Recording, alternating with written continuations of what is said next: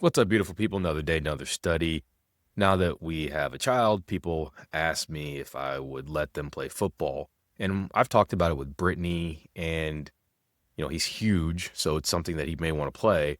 And I never want to deny him something that he wants to explore. So, being the preventative doctor that I am, I would do things to ensure that he could do it as safely as possible. And this is especially concerning brain health.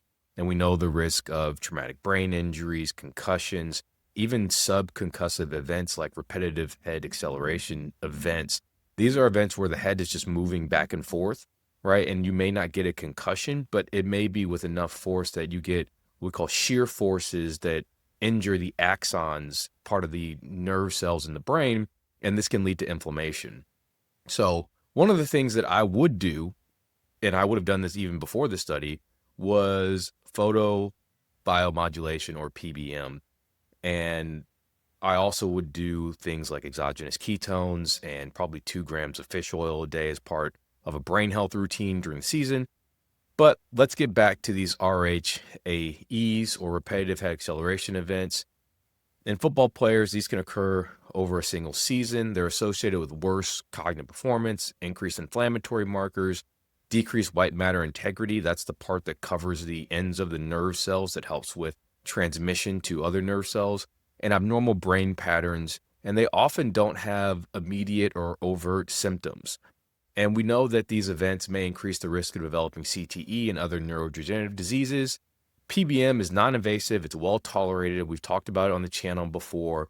We've talked about it in relation to strokes and traumatic brain injuries where it has shown benefit.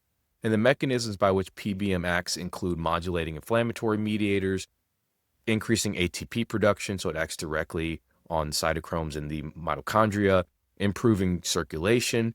This study evaluated whether PBM during a college football season preserves white matter integrity and markers of neuroinflammation due to RHAE exposures. Although they didn't directly measure that, that's in the limitations.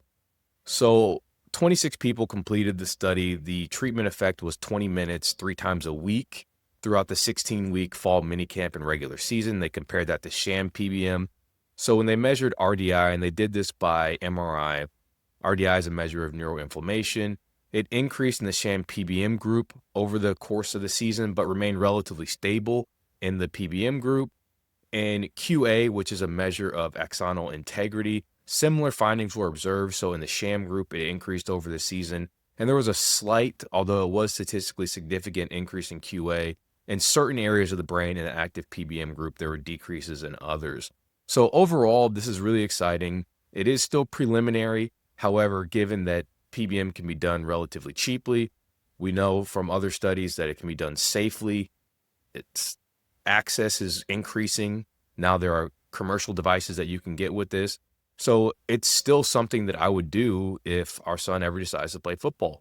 Now, of course, the limitations, it was a small study. They didn't do any outcomes measure, meaning like cognitive testing or looking at biomarkers, limited duration. So it would be interesting to look at this over years and see what happens.